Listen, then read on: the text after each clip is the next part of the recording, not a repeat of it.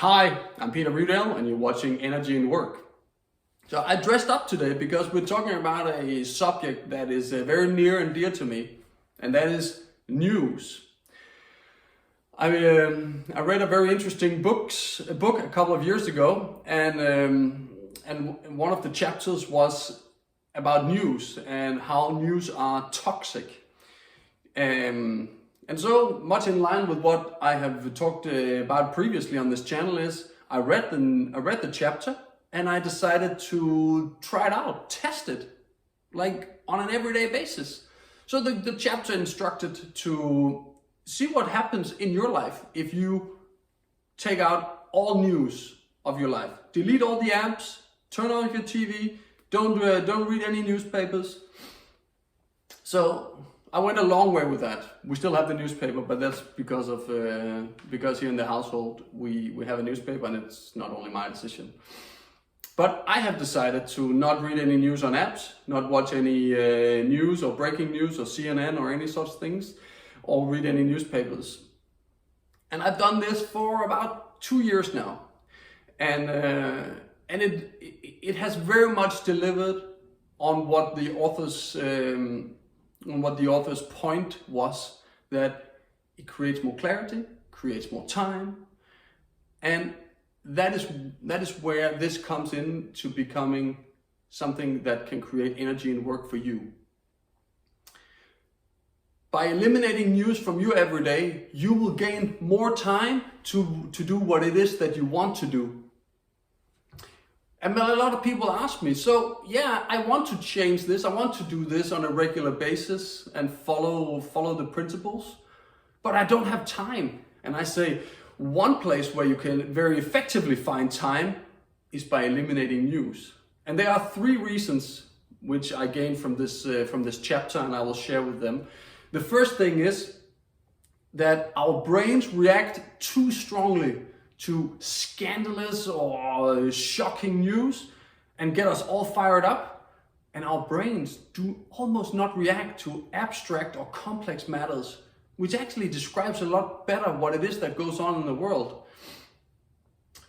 And therefore we ignore that, we ignore the abstract things, and we very much react to like some celebrities getting divorced or irrelevant news like that. And that brings to point number 2. News are irrelevant.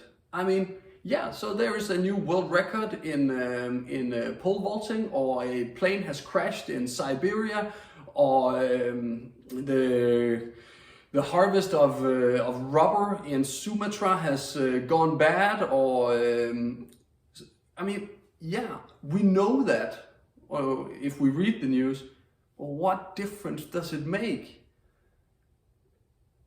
About average people read about 10,000 short news stories a year. It's 30 a day, like scrolling through news apps or watching CNN or the likes. And if we are honest with ourselves, how many of these news have actually helped us, like, make better decisions? 1, 2? It's at least, it is a figure around that. It is an insanely poor statistic. I know the news outlets want us to believe that you gain a competitive advantage if you're on top of news.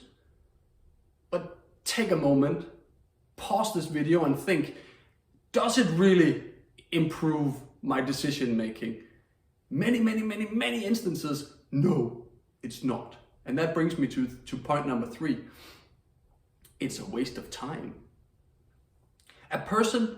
An average person, different analysts point to, wastes half a workday a week on news.